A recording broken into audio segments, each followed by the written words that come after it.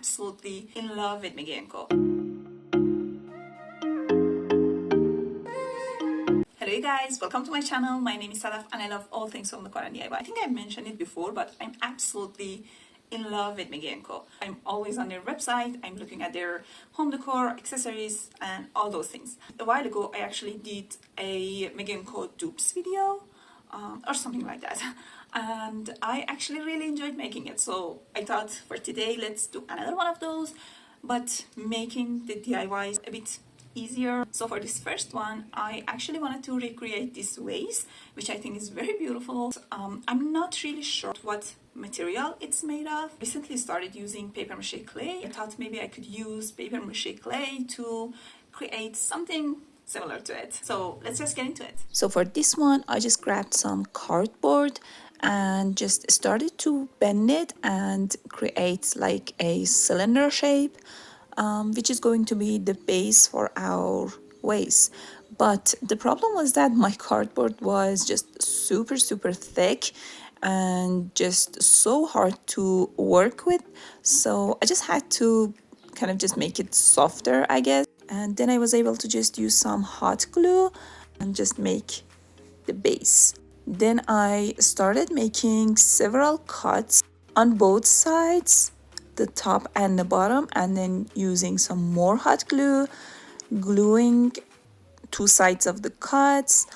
And this way I was able to make the top and the bottom of the vase slimmer, and then have the middle be larger, almost similar to our inspo.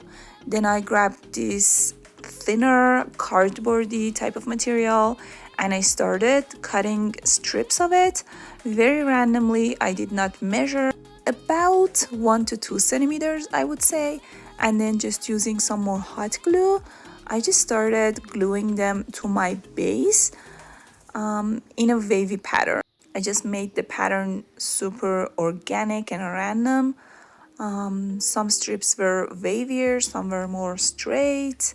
I actually made my strips taller, wider, and I put more distance between them.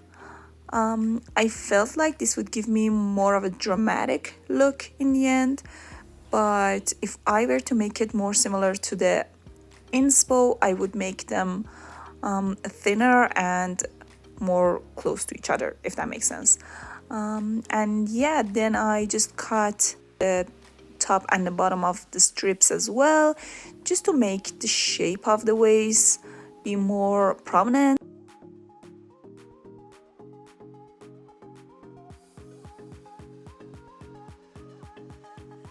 I grabbed my paper mache clay, which I made myself and I've shared it on the channel before, and just started covering my base with clay. It's pretty simple. You just press the clay onto the cardboard and it kind of just sticks. Then I would just bring the clay up and cover the white fluted parts. Try to smooth out the clay, but I wasn't really super worried about it looking super smooth at this point. I just tried to cover all the areas, every single part of the base with the clay.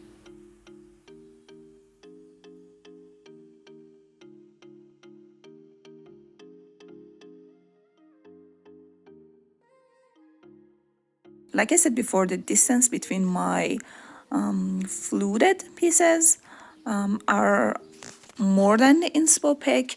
So here I just wanted to try and see if I could make the fluted details without adding the white cardboardy paper, and I just made flat pieces of the clay and just try to attach it to the base, and it did work, but it was honestly so much harder than just adding the cardboardy papery material in the beginning and then using that as your guide and covering that.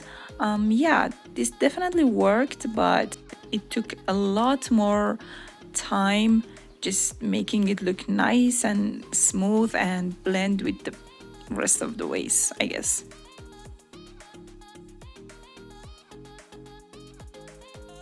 I just repeated the same thing, filling in all the areas.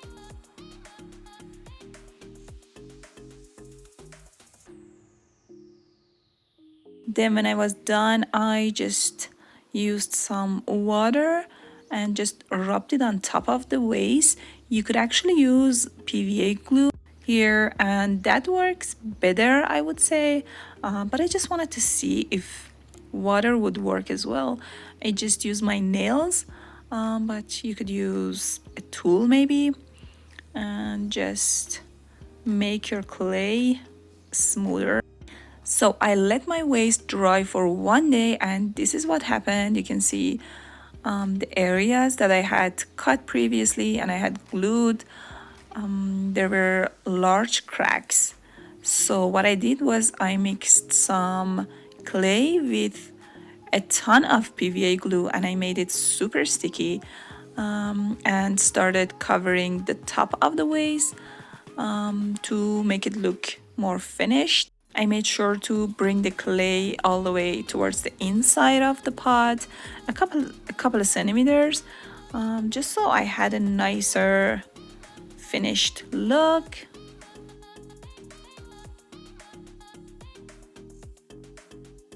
Then I used the same clay, the super sticky one, to cover my whole vase because this was much smoother than the previous clay. It was giving me way nicer of a finish, so I covered my whole vase with it, especially the cracks. Yeah, I was able to cover the cracks completely.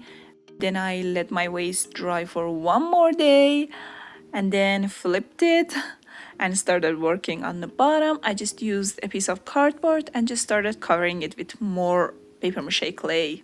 And again, just I covered the bottom and just brought my clay towards the body of the vase, I guess, and just try to make it as blended and as seamless as possible. And then I waited 1 more day for the bottom to dry as well and just started sanding my vase. So I just took my time, I sanded a ton, and then grabbed some creamy white acrylic paint. And at first I wanted to just paint my base, but even though I tried to make my vase as smooth as I could, it still had some texture to it, and I'm not the biggest fan of the paper mache clay texture. So instead I added some baking powder to my paint and just dabbed the paint on top of the vase, and this way it gave me the texture that I liked, instead of the paper mache clay texture that I don't like. So yeah, this is what I did, and I covered the whole base using this technique.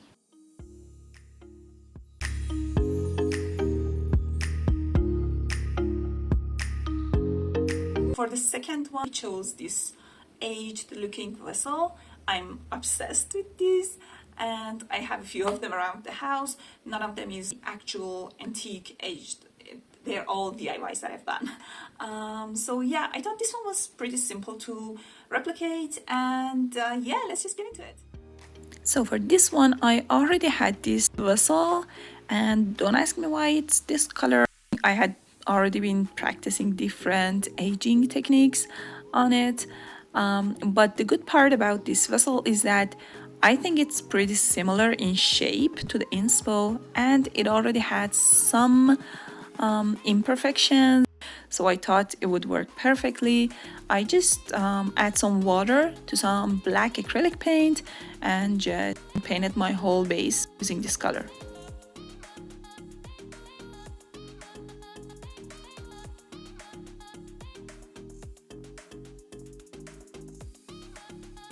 I usually like more matte and flat finishes, but this paint had the tiniest sheen, and I actually think it looks so nice on this one. Then I mixed some light gray acrylic paint with a ton of water, made my paint super watery. I brushed a small section and just started cleaning the paint and rubbing it all over the vase using some paper towel.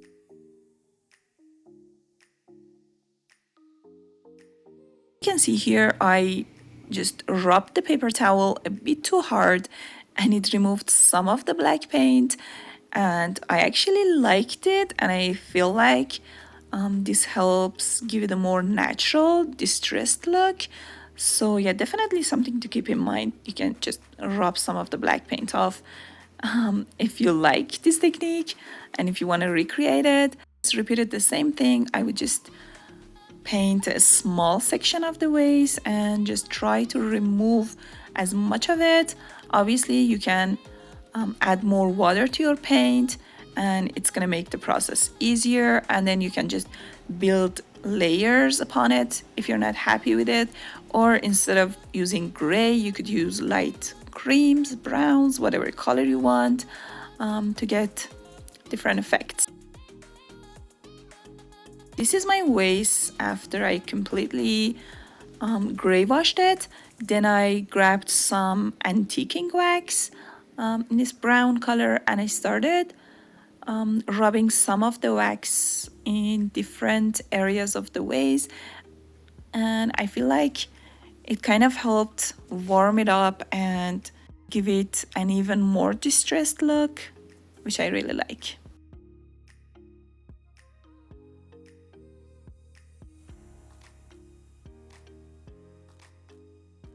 Yeah, and that's just all I did to this vase, and I think it looks super nice and realistic looking.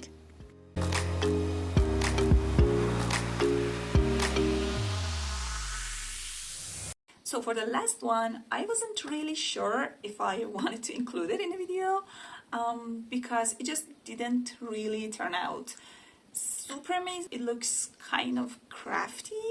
I saw this canister thing. It was made out of rope, or it was covered with rope, and I thought I could make it with macrame.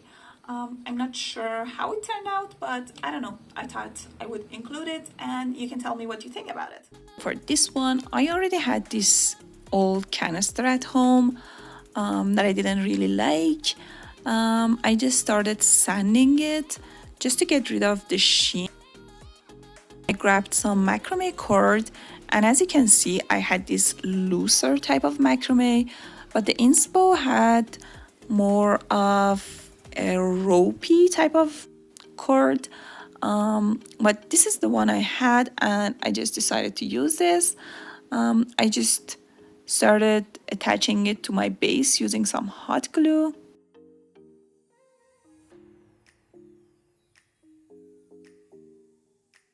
Try to cover everything and not leave any gaps where you could see the previous pattern. And maybe using the loose macrame is why I felt like it was looking a bit too crafty. But then I finished the lid as well and just glued a wooden bead on top. And here's the canister. Hope you enjoyed today's DIYs. If you did, please let me know down below which one was your favorite, and make sure to like this video and subscribe to the channel, and I hope to see you again. Bye.